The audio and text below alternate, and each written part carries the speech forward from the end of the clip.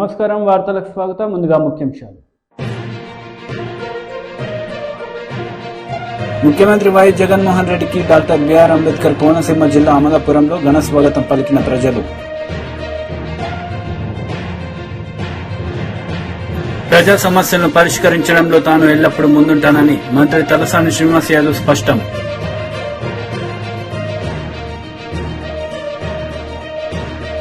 ప్రజల సమస్యలను పరిష్కరించడంలో తాను ఎల్లప్పుడూ ముందుంటానని మంత్రి తలసాని శ్రీనివాస్ యాదవ్ స్పష్టం చేశారు. హైదరాబాద్, ఎస్ఆర్ నగర్, ఎస్ఆర్టీ ప్రాంతాలలో మంత్రి పర్యటించి ప్రజల సమస్యలను అడిగి తెలుసుకున్నారు.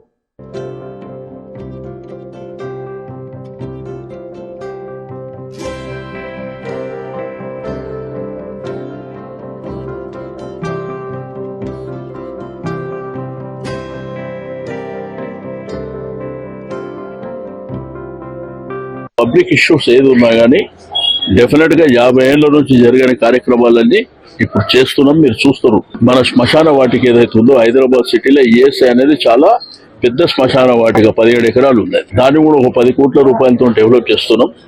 ఈ రోజు ఒక హైదరాబాదే కాదు, ఎంటైర్ స్టేట్ లో నంబర్ 1 చేస్తున్నాం దాన్ని. దాంతోపాటు సుభాష్ నగర్ లా మల్టీపర్పస్ ఇంకా కొన్ని అంశాలు ఉన్నాయి, అవి కూడా తీసుకుంటున్నాం.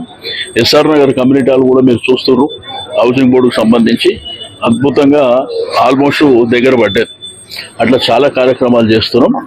కాబట్టి ప్రజలకు కావలసినటువంటి రెగ్యులర్ గా పడుతున్నటువంటి ఇబ్బందులను దూరం చేయడానికి మా ప్రయత్నం పూర్తి స్థాయిలో చేస్తాం. BRS MLC Kalvakuntla Kavitha media సమావేశం నిర్వహించారు. ఈ సందర్భంగా పలు అంశాలపై ఆమె మాట్లాడారు. Not too ahead, and they were very effective in terms of water management. They were very effective in terms of managing the harvest, in terms of building new godowns for the grain to be stored. So there is overall leadership issue that we are talking about. And again, I painfully go back to the society where if you do not let the girl think from the very beginning that she can think about the overall society, not only just about cooking, cleaning her sister, her house, taking care of kids, etc. That is again, going to reflect back. And as I said, top down, bottoms up, both approaches have to happen, but it has to happen soon. Yes, natural progression, 40 years is really a small blip in time, and I really have Madam Sonia ji to thank for it. At least she got it passed in the Rajya Sabha. But then what about Lok Sabha? The current government has the mandate. They're not willing to pass it. So if at all anything can be done from all the parties to build up that pressure, I think there will be some kind of change which can happen. You are actually, you're talking about also earlier today, you just talked about sexism in the boardroom, sexism in other professions, and sexism in politics. You are the Chief Minister of Telangana's daughter. And when you stepped into politics was after a very long struggle when TRS, then TRS, now BRS, struggled for a separate state. So you are really, if I say that, from a very privileged, politically privileged background.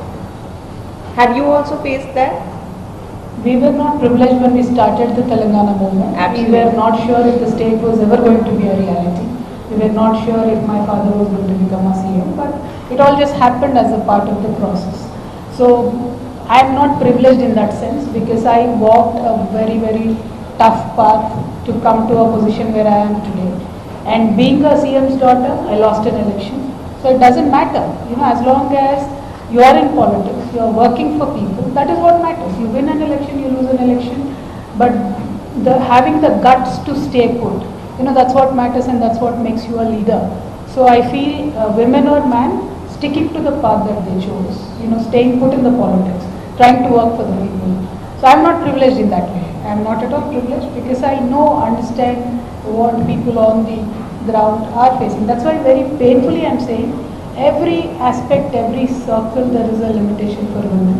That kind of needs to be addressed at the local government level, at the state government level, at the central government level. And it has to happen. And many more leaders like this have to come probably to change that. Right. Thank you. లో మంత్రి కేటీఆర్ పాల్గొన్నారు. ఈ సందర్భంగా ఆయన ప్రసంగించారు. We need a proper framework and a policy to be able to support an exchange, a data exchange. As the need for collection and use of large data sets is increasing, we it is imperative for governments, it is imperative from the large stakeholders' perspective to have proper guidelines and proper policy framework to ensure, most importantly, ethical collection and processing of agriculture data. Because you would think, or at least, I wouldn't say all of us, but some of the technology guys would think that farmers are gullible. It's easy, to part with data, to get data. But I think it's important for us to be ethical when we collect this data and use it to good effect for their benefit. Hence, Telangana has worked on the Agriculture Data Exchange Framework in collaboration with the WEF. I'm thankful to WEF. Every year we're there at Davos, meeting them, encouraging WEF to work with us. I'm delighted that this important sector, agriculture, has also received their partnership. Currently, there are no clear regulations on collection and usage of data in agriculture. There are very few startups and innovators that can work on new solutions. Uncontrolled collection and use of data will cause concerns among farmers and potentially could invade their privacy, and this is exactly what we wanted to avoid by way of this framework.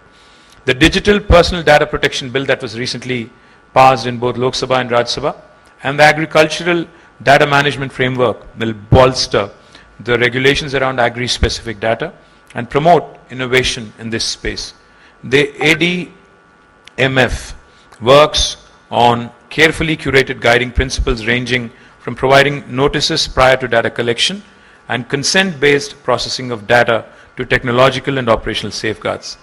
The ADMF also ensures that farmers' right to privacy is always respected, and the two-tier grievance redressal mechanism will ensure that any farmers in distress have quick and fair resolution to their. ముఖ్యమంత్రి YS Jaganmohan రెడ్డికి doctor BR Ambedkar Konaseema జిల్లా అమలాపురంలో ఘన స్వాగతం పలికారు ప్రజలు, నాయకులు. ఈ సందర్భంగా వైఎస్ జగన్మోహన్ రెడ్డి మాట్లాడారు. పక్షపాత ప్రభుత్వంగానే అడుగులు ముందుకు వేశాడు అని కూడా సగర్వంగా ఈ సందర్భంగా తెలియజేస్తా ఉన్నాను. ఈ రోజున అక్క చెల్లెమ్మల కోసం, ఈరోజు వారి ఆశీస్సులను కోరుతూ, ఈరోజు వారికి సంబంధించిన పొదుపు సంఘాల్లో ఉన్న అక్క చెల్లెమ్మల కోసం వారికి సంబంధించిన సున్నా వడ్డీ వారికి తిరిగి జమ చేయడం కొరకు ఈ రోజు ఇక్కడికి అమలాపురంలోకి రావడం జరిగింది. దాదాపుగా 1,05,00,000 మంది అక్క చెల్లెమ్మలకు, స్వయం సహాయక సంఘాలలో ఉన్న అక్క చెల్లెమ్మలకు వాళ్ళు తీసుకున్న బ్యాంకు రుణాల మీద సున్నా వడ్డీని ప్రతి ఏటా కూడా క్రమం తప్పకుండా వరుసగా ఈసారి ఇచ్చేదాంతో కలిపితే 4వ ఏడాది కూడా విడుదల చేస్తా ఉన్నాం. ఈ రోజున 9,48,122 మంది పొదుపు సంఘాల గ్రూపులకు వాళ్ళు తీసుకున్న రుణాల మీద అక్షరాల 1,05,13,365 మంది అక్క చెల్లెమ్మలకు మేలు చేస్తూ, వారి రుణాలను సున్నా వడ్డీగా చేరుస్తూ, వారు కట్టిన రుణానికి సంబంధించిన వడ్డీని 1,354 కోట్ల రూపాయలను నేరుగా ఆ అక్క చెల్లెమ్మల ఖాతాల్లోకి జమ చేయడం జరుగుతా ఉంది ఇక్కడ నుంచి అని ఈ సందర్భంగా తెలియజేస్తా ఉన్నా. మంచి చేయడం కోసం వాలంటీర్లు అందరూ మీ దగ్గరికి వస్తా ఉన్నారు. ఈ వాలంటీర్లు అంటే ఎవరో కాదు, ఈ వాలంటీర్లంతా కూడా మీ ఇంటికి చుట్టుపక్కన ఉన్న మీ బిడ్డలే. ప్రతి 50 ఇళ్ల నుంచి ఒకరిని, ప్రతి 70 ఇళ్ల నుంచి ఒకరిని వాలంటీర్గా మీ ఇంటి పక్కన చుట్టుపక్కన ఉన్న వాళ్ళనే, మీ పిల్లలే వాలంటీర్లుగా మీకు తోడుగా నిలబడేందుకు సహాయం చేయడానికి వాళ్ళ టైం కేటాయించి సేవాభావంతో వాళ్ళు మీ దగ్గరికి వస్తా ఉన్నారు. అటువంటి వారిని కూడా వదలకుండా ఎంత దారుణంగా వాళ్ళను కూడా మాట్లాడారు అనేది ఆలోచన చేయమని అడుగుతా ఉన్నా. ఇలాంటి నీచమైన రాజకీయాలు రాబోయే రోజుల్లో ఇంకా ఎక్కువ అవుతాయి. రాబోయే రోజుల్లో ఇంకా ఎక్కువ అబద్ధాలు చెప్తారు. రాబోయే రోజుల్లో ఇంకా ఎక్కువ మోసాలు చేస్తారు. ప్రతి ఇంటికి కేజీ బంగారం ఇస్తాము అని చెప్పి కూడా చెప్తారు. ప్రతి ఇంటికి ఒక బెంజ్ కారు కూడా కొనిస్తాము అని కూడా చెప్తారు రాబోయే రోజుల్లో. నువ్వు రెచ్చగొట్టాలి అన్న ఆలోచనతో అడుగులు వేస్తా ఉన్నారు. ప్రతిరోజు అబద్ధాలు చెప్తారు, ప్రతిరోజు మోసాలు చేస్తారు. మీటింగులు పెడితే ఆ మీటింగులలో ఇష్టం వచ్చినట్టుగా రెచ్చగొట్టే మాటలు మాట్లాడతారు. చివరకు 47 మంది పోలీసులను మొన్నైతే బాధ అనిపించింది నాకైతే. ఎందుకు ఇలాంటి రాక్షసులకు సెక్యూరిటీ ఇవ్వాలి అనిపించింది నాకైతే. కేవలం రెచ్చగొట్టాలి, రెచ్చగొట్టి అంగళ్ళు అనే ఒక చోట తానే స్వయంగా రెచ్చగొట్టి గొడవలు చేయించి మళ్ళీ పుంగనూరులో ఆ రూటుకు పర్మిషన్ తీసుకొని ఆ రూటుకు ఏదైతే రూట్లో పర్మిషన్ తీసుకున్నాడో ఆ రూట్లో పోకుండా పుంగనూరుకు వచ్చి వేరే రూట్లోకి పోవాలి అని ప్రయత్నం. ఆ వేరే రూట్లో అప్పుడే పోలీసులు అక్కడ మీ రూట్లో ఈ రూట్లో నువ్వు అడగలేదు పర్మిషను, మేము ఇవ్వలేదు పర్మిషను, నువ్వు అడగనప్పుడు ఈ రూట్లోకి ఎందుకు పోతా ఉన్నావు, అక్కడ వేరే పార్టీ వాళ్ళు అధికార పార్టీ వాళ్ళు అక్కడ వేరే నిరసన కార్యక్రమం చేసుకుంటా ఉన్నప్పుడు మీరెందుకు అక్కడికి పోతారు, అక్కడికి పోతే లా అండ్ ఆర్డర్ సమస్య వస్తుంది అని చెప్పి ఆ అధికారులు పోవద్దు అనంటే ఇష్టం వచ్చినట్టుగా తిట్టాడు. తిట్టి 47 మంది పోలీసులకు గాయం చేశాడు. గాయాలు చేసి ఒక పోలీస్ సోదరుడికి కన్ను పోగొట్టాడు. కారణం గొడవలు జరగాలి, శవ రాజకీయాలు చేయాలి. ఈనాడు వాళ్ళదే కాబట్టి, ఆంధ్రజ్యోతి వాళ్ళదే కాబట్టి, టీవీ5 వాళ్ళదే కాబట్టి వాళ్ళు ఏం చెప్పినా చెల్లుబాటు అవుతుంది. ఎలాగూ మైకులు పట్టుకుని మాట్లాడేదానికి దత్తపుత్రుడు కూడా వాళ్లకు తోడుగా ఉన్నాడు కదా అని శవ రాజకీయాలకు సైతం వెనకాడడం లేదు. ఇలాంటి వారిని గురించి ఆలోచన చేయమని అడుగుతా ఉన్నా. మంచి చేయడం కోసం వాలంటీర్లు అందరూ మీ దగ్గరికి వస్తా ఉన్నారు. ఈ వాలంటీర్లు అంటే ఎవరో కాదు, ఈ వాలంటీర్లు నా అక్క చెల్లెమ్మలు రాజకీయంగా కూడా ఎదగాలి, నా అక్క చెల్లెమ్మలు రాజకీయంగా కూడా ఇంకా అడుగులు వేగంగా ముందుకు పడాలి అనే గట్టి నిర్ణయం తీసుకోబట్టే మనం అధికారంలోకి వచ్చిన వెంటనే నామినేటెడ్ పదవుల్లోనూ నామినేటెడ్ కాంట్రాక్టుల్లోనూ సగభాగం నా అక్క చెల్లెమ్మలకే ఇచ్చేట్టుగా ఏకంగా చట్టం చేసి మరీ అమలు చేస్తా ఉన్నాము అని సందర్భంగా కూడా తెలియజేస్తా ఉన్నా. మనది మహిళా పక్షపాత ప్రభుత్వం కాబట్టి వారి రక్షణ కోసం దేశంలో కూడా ఎక్కడా కూడా లేని విధంగా, రాష్ట్రంలో ఇంతకు ముందు ఎప్పుడూ కూడా చూడని విధంగా నా అక్క చెల్లెమ్మలకు ఈరోజు దిశ యాప్ను వాళ్ళ ఫోన్లలోకి డౌన్లోడ్ చేశాం. దిశ పోలీస్ స్టేషన్లు తీసుకొచ్చాం, దిశ పబ్లిక్ ప్రాసిక్యూటర్లను తీసుకొచ్చాం. ఇలా దిశ యాప్ డౌన్లోడ్ చేసుకున్న వాళ్ళు నా అక్క చెల్లెమ్మలు మన రాష్ట్రంలో 1,24,00,000 మంది ఈరోజు రిజిస్ట్రేషన్ చేసుకున్నారు. ఈ 1,24,00,000 మంది నా అక్క చెల్లెమ్మలు ఎప్పుడు ఎక్కడికి బయటికి పోయినా కూడా వాళ్ళ ఫోన్లలో దిశ యాప్ ఉంటే చాలు, వాళ్ళు ఆపదలో ఉంటే 5 సార్లు ఇలా ఫోన్ షేక్ చేసినా సరే లేదా SOS బటన్ నొక్కినా సరే వెంటనే 10 నిమిషాల్లోపే పోలీసులు అక్కడికి వచ్చి అక్క ఏమైంది అని చెప్పి అడిగే పరిస్థితిలోకి మొట్టమొదటిసారిగా దేశంలో కని విని ఎరగని విధంగా తీసుకొచ్చాం మార్పు. ఇలా నా అక్క చెల్లెమ్మలు ఆపదలో ఉన్నప్పుడు ఆదుకున్న నా పోలీస్ సోదరులు, ఆ అక్క చెల్లెమ్మలకు అన్నతమ్ముడిగా నిలబడిన నా పోలీస్ సోదరులు అక్షరాల కాపాడినది 30,369 మంది నా అక్క చెల్లెమ్మలను కాపాడగలిగారు.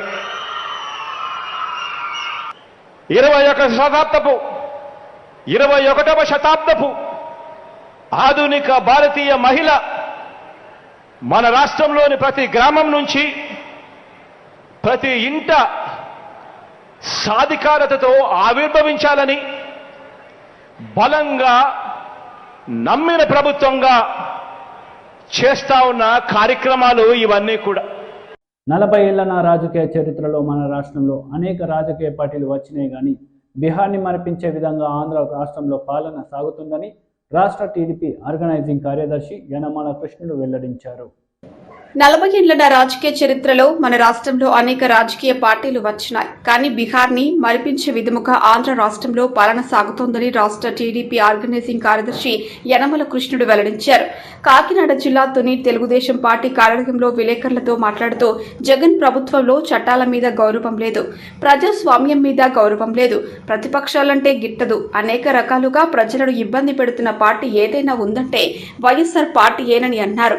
దాచుకో దోచుకో నినాదమే వైఎస్ జగన్ పాలనని, రాబోయే రోజుల్లో ఎన్నికల్లో ప్రజలే బుద్ధి చెబుతారని ఈ సందర్భంగా తెలియజేశారు. ఈ రోజు నేను 40 సంవత్సరాల రాజకీయ చరిత్రలో ఈ రాష్ట్రంలో అనేక పార్టీలు ఇచ్చే గాని బీహార్ నడిపించే విధంగా ఆంధ్ర రాష్ట్రంలో పరిపాలన కొనసాగుతుంది. చట్టాల మీద గౌరవం లేదు, ప్రజాస్వామ్యం మీద గౌరవం లేదు, ప్రతిపక్షాలంటే కెట్టదు, అనేక ఇబ్బందులు ప్రజలు గురి చేస్తున్నటువంటి పార్టీ ఏదైనా ఉందంటే వైఎస్ఆర్ పార్టీ అని చెప్పక తప్పదు. ఎందువల్లంటే ఈ 4.5 సంవత్సరాల్లో అన్ని వర్గాల వలన అనేక ఇబ్బందులు పెట్టినటువంటి పార్టీ రాష్ట్రం మొత్తం మీద ఎక్కడ చూసినా కేవలం దోచుకోవడం దాచుకోవడం, మాకు అధికారం ఉంది ఏ పని చేసినా పర్లేదన్న ఉద్దేశం మీద ప్రజాపాలన కొనసాగుతుంది. కానీ స్వచ్ఛమైన పాలన అందించే పరిస్థితిలో ఈ ప్రభుత్వం లేదు. ఈ రోజున చంద్రబాబు నాయుడు గారు యాత్రకెళ్ళినా, యువనాయకుడు నారా లోకేష్ గారి యాత్రకెళ్ళినా, స్థానిక ఉన్నటువంటి తెలుగుదేశం నాయకులకి యాత్రకెళ్ళినా ప్రజలు బ్రహ్మరథం పడుతున్నారు. కారణం అంటే నేను 83లో ఎన్టీ రామారావు కూడా ఇంత ఫేవరెట్ స్వాగతాలు పలకలేదు ప్రజలు. ఎందుకంటే ఆ రోజు ఎన్టీ రామారావు టైంలో కూడా మేము కొత్తగా రాజకీయాలు దిగడం ఏదో ఒక వర్గం ఎదురుకుండేది. ఈ రోజున అన్ని వర్గాలు కూడా ఈ గవర్నమెంట్ కి ఎదురుకున్నాయి, అన్ని పార్టీలు కూడా ఎదురుకున్నాయి. నిజంగా చూసినట్లయితే చదువుకున్న వాళ్ళు తెలియని వాళ్ళు ఆలోచించినట్లయితే అసలు మా ప్రజాస్వామ్యంలో ఉన్నావా లేదా అని అనుమానం కలిగించే విధంగా ఇప్పుడున్నటువంటి ప్రజాప్రతినిధులు కొనసాగుతున్నారు. ఈ ఉత్తరాంధ్రలో కాదు, మొత్తం మన ఆంధ్ర రాష్ట్రంలో ఎక్కడికి వెళ్ళినా ఎవరితో మాట్లాడినా ఎదురిక భావంతో మాట్లాడుతున్నారు. ఈ ప్రభుత్వం మీద ఫేవరెట్ గా ఎవరో మాట్లాడడం లేదు. ఇప్పుడు తప్పక కొంతమంది భయపడి పథకాలు తీసేస్తారేమో, కేసులు పెట్టేస్తారేమో, లేకపోతే ఏమైనా ఉంటే లోటుపాట్లు ఉంటే ఏమైనా భూములు లాగేసుకుంటారేమో భయంతో ఉంటున్నారు తప్ప ఈయనతో ఈ ప్రభుత్వం గురించి మాట్లాడేవాళ్ళు కూడా ఎవరో కూడా ఇష్టంతో మాట్లాడడం లేదు. ఈ అధికారులు కూడా ఎప్పుడు పోతారు, ఈ ప్రభుత్వం మనకి ఎప్పుడు స్వేచ్ఛ వస్తుందనే విధంగా ప్రజాస్వామ్యం కొనసాగుతుంది. తప్పనిసరిగా ఈయన బుద్ధి రోజు చెప్పే రోజులు చాలా దగ్గరలోనే ఉన్నాయి. చెప్తారు ప్రజలు 20 సీట్లు కూడా రాకుండా పోయే పార్టీ ఈ రాష్ట్రంలో రేపు వైఎస్ఆర్ పార్టీ ఉంటుందని మీ ఛానల్ ద్వారా తెలియజేస్తారు. Cyberabad CP Stephen Ravindra media సమావేశం నిర్వహించారు. ఈ సందర్భంగా ఆయన మాట్లాడారు. ఆయన A2 Moin Khan and A3 Sagar Chaudhary వీళ్ళు గుజరాత్ అహ్మదాబాద్కి చెందిన ఊరు. వీళ్ళు ఇక్కడ నుంచి మనకి చూస్తే total 9 routers, desktops and monitors about 118, CPUs about 125, laptops చూస్తే about 9 and cell phones about 114 and net cash about 2.5 lakhs వరకు ఇక్కడ సీజ్ చేయడం జరిగింది. సో ఫస్ట్ కేస్ కి సంబంధించిన వివరాలు మీకు ఇట్లా ఉన్నాయి. ఫస్ట్ కేసు ఏదైతే ఉన్నదో అది US customs and border protection call centre run చేస్తున్న ఈ ARG సొల్యూషన్స్ ఏదైతే ఉన్నదో అది ఫ్రాడ్స్టర్స్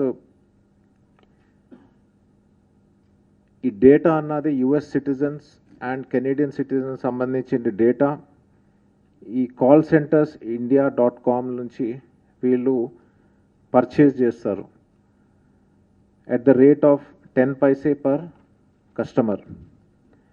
అట్లాగా 10,000 and 15,000 లాట్స్లోని వీళ్ళు పర్చేజ్ చేసి స్లోగా ఆ ఫోన్ నెంబర్స్ డయల్ చేసి వీళ్ళకి ఈ స్కామ్లోని దింపడం జరుగుతుంది. అట్లానే వాయిప్ సర్వీసెస్ కూడా వీళ్ళు 45 పైసే పర్ మినిట్ ఏదైతే ఉన్నదో ఆ వాయిప్ సర్వీసెస్ కూడా వీళ్ళు తీసుకోవడం జరుగుతుంది. సో ఈ టెలికాలర్స్ ద్వారా వీళ్ళు అక్కడ కస్టమర్స్ని, యుఎస్ కస్టమర్స్, ఎస్పెషల్లీ యుఎస్లో ఉన్న సిటిజన్స్ ఎవరైతే ఉన్నారో వాళ్ళని టార్గెట్ చేసి ఈ స్కామ్ అంతా చేస్తూ ఉన్నారు. ఇక టెలికాలర్స్ ఏంటంటే ఫస్ట్ అండ్ ఫార్మోస్ట్ వాళ్ళు ఏం చెప్తారంటే యుఎస్ సిటిజన్స్కి దట్ ఒక ప్యాకేజ్ ఏదైతే ఉన్నదో మెక్సికో నుంచి మీ పేరు మీద ఇట్లాగా వచ్చింది, మేము దాన్ని ఇంటర్సెప్ట్ చేసాము, చేస్తే అందులోని drugs and other illegal substances ఉన్నాయని చెప్పి వాళ్ళని భయపెట్టించి వాళ్ళ నుంచి ఆ personal details and zip codes అన్నది తీసుకోవడం జరుగుతుంది. సో ఇక్కడ మనము చూస్తే ఇట్లా చెప్పడం వల్ల యుఎస్ సిటిజన్స్ అండ్ కస్టమర్స్ ఎవరైతే ఉన్నారో వాళ్ళు భయపడి వాళ్ళకి సంబంధించిన డీటెయిల్స్ అన్నీ కూడా వీళ్ళకి ఇవ్వడం జరుగుతుంది. మరి ఈ స్కామ్స్టర్స్ అంటే ఈ టెలికాలర్స్ ఏం చెప్తారంటే వాళ్ళ దగ్గర 2 అడ్రస్లు ఉన్నాయని చెప్తారు. ఒకటేమో ఫేక్ అడ్రస్ చెప్తారు. ద సెకండ్ వన్ ఈజ్ ఏదైతే ఆ డేటాబేస్లో ఉన్న ఆ అడ్రస్ ఉన్నదో అది చెప్తే వీళ్ళు ఆటోమేటికలీ నమ్మడం జరుగుతుంది. మరి ఇక్కడ ఈ టెలికాలర్స్ ఏం చెప్తారంటే వాళ్ళు లేనప్పుడు US marshals along with state Rangers and L Paso county sheriff department ఏదైతే ఉన్నదో వీళ్ళు మీ హౌస్ అన్నది అక్కడ రేడ్ చేశారు. రేడ్ చేసి మీకు సంబంధించిన చాలా ఇన్క్రిమినేటింగ్ మెటీరియల్ దొరికింది, ఇంక్లూడింగ్ ఈ ఫైనాన్షియల్ ట్రాన్సాక్షన్స్ ఏదైతే జరిగినాయో ఈ డ్రగ్స్కి సంబంధించింది అది దాని గురించి డాక్యుమెంట్స్ ఈ రేడ్లో దొరికినాయని చెప్తారు. తర్వాత as per report of asset control bureau of US treasury department more than $2.5 million వరకు మెక్సికో, కొలంబియా అండ్ యుఎస్ మధ్యన ఈ ట్రాన్సాక్షన్స్ జరిగినాయి అని చెప్పి వాళ్ళని భయపడించడం జరుగుతుంది. ఈ టెలికాలర్స్ ఇంకా ఏం చెప్తారంటే ఫెడరల్ డిపార్ట్మెంట్ ఆఫ్ జస్టిస్ ప్రకారము మీరు ప్రైమరీ సస్పెక్ట్ ఈ క్రైమ్లో అని, మరి మీ మీద 2 charges మేము పెడతా ఉన్నాము. First charge drug trafficking under title 21 US code 841. The second charge ఏంటంటే ఈ money laundering under US code section 18, 1956 and 57 కింద ఈ 2 ఛార్జెస్ మీ మీద ప్రెస్ చేస్తూ ఉన్నాము. సబ్సిక్వెంట్గా ఎల్ పాసో కౌంటీ కూడా మీ మీద అరెస్ట్ వారెంట్ ఇష్యూ చేశాము based on the evidence that was found in the parcel and also at the raid అని చెప్పి వాళ్ళని భయపడించి వాళ్ళ నుంచి ఈ స్కామ్ అన్నది చేయడం జరుగుతుంది. సో ఇందులో మనం డీటెయిల్స్లోకి పోతే వీళ్ళని డిఫరెంట్ క్వశ్చన్స్ అన్నది అడుగుతూ ఉంటారు ఈ టెలికాలర్స్ విక్టిమ్స్ని. అంటే ఇప్పుడు మీరు ఇప్పుడు మీ మీద ఛార్జెస్ అన్నది ఫ్రేమ్ చేయడం జరుగుతుంది, అరెస్ట్ వారెంట్ కూడా ఇష్యూ చేశాము, మరి దీని నుంచి మీరు బయటపడాలంటే ఎట్లా అన్నదన్న విషయం కూడా వీళ్ళు ఒక హింట్ ఇవ్వడం జరుగుతుంది వీళ్ళు ఫైనల్గా ఏం చెప్తారంటే మీకు సంబంధించిన ఏదైతే ఛార్జెస్ ఉన్నాయో అది ఐడెంటిటీ థెఫ్ట్ ఆర్ ఇంపర్సనేషన్ వల్ల కూడా అయి ఉండొచ్చని, మీరు నాట్ గిల్టీ అని ప్రూవ్ చేసుకోవాలంటే యుఎస్ మార్షల్స్తోని మీరు మాట్లాడాలని చెప్పి వీళ్ళు ఐవీఆర్తోని సబ్సిక్వెంట్గా వాళ్ళ టీమ్ లీడర్కి ఫోన్ ఇవ్వడం జరుగుతుంది. తర్వాత వాళ్ళ టీమ్ లీడర్ ఒక యుఎస్ మార్షల్ ఆఫీస్ నుంచి మాట్లాడుతున్నట్టు పోస్ట్ చేసి ఇదంతా కూడా మీరు చెప్తున్నది రికార్డ్ చేస్తున్నాము అని చెప్పి మీరు ఇది బయటపడాలంటే దీని నుంచి ఒక చిన్న పెనాల్టీ ఆర్ ఫైన్ అన్నది మేము ఇంపోజ్ చేస్తాము. అది that is equal to about 5,000 నుంచి $6,000 ఉంటుంది అని చెప్పి వీళ్ళు అదే దాని నుంచి బయటపడాలంటే ఒక గిఫ్ట్ కార్డ్ మీరు కొనాలి. ఆ గిఫ్ట్ కార్డ్ మీరు యాపిల్ ఆర్ అమెజాన్ వెబ్సైట్స్ నుంచి కొని అది మాకు పంపిస్తే డెఫినెట్గా మీ మీద ఏం ఛార్జెస్ మేము ప్రెస్ చేయమని చెప్పి వీళ్ళు చెప్పడం జరుగుతుంది. తర్వాత ఆ గిఫ్ట్ కార్డ్ వచ్చిన తర్వాత ఈ ఫ్రాడ్స్టర్స్ ఎవరైతే ఉన్నారో వాళ్ళు ఈ ప్యాక్స్ఫుల్ ఏదైతే అకౌంట్ ఉన్నదో ఆ అకౌంట్లోని ఈ డిస్కౌంటెడ్ ప్రైస్లో అది అమ్ముతారు. అది తర్వాత అమ్మి దాన్ని క్రిప్టోలోని కన్వర్ట్ చేస్తారు. కన్వర్ట్ చేసి ట్రస్ట్ వాలెట్ అని క్రిప్టో వాలెట్లోని అది డిపాజిట్ చేయడం జరుగుతుంది. తర్వాత ఆ క్రిప్టోనేమో ఇక్కడ లోకల్గా మనకి లోకల్ bitcoin.com అని వాళ్ళకి చెప్తారు. బేసికలీ ఇదంతా కూడా డిజిటల్ హవాలా ఏదైతే ట్రాన్సాక్షన్ అవుతుందో దానికి సంబంధించింది. వాళ్ళకి ఇచ్చిన తర్వాత వాళ్ళ క్యాష్ అన్నది వీళ్ళకి రిటర్న్ ఇవ్వడం జరుగుతుంది.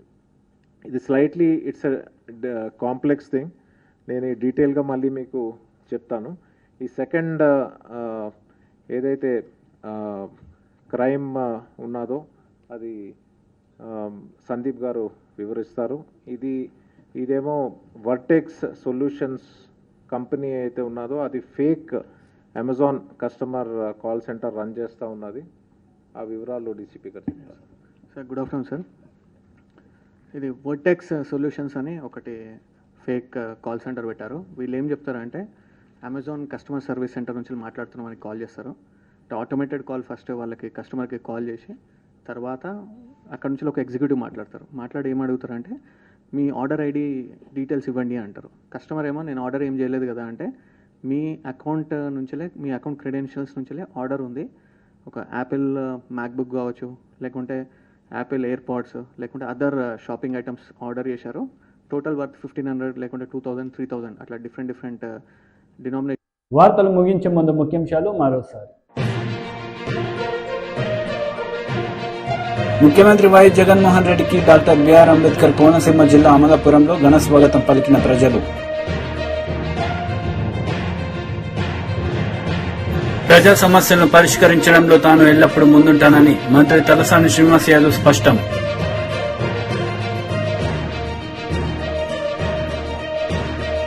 ఈ వార్తలు ఇంతటితో సమాప్తం. తిరిగి ప్రసారమయ్యే వార్తలు మళ్ళీ కలుద్దాం. అంతవరకు సెలవు. నమస్తే.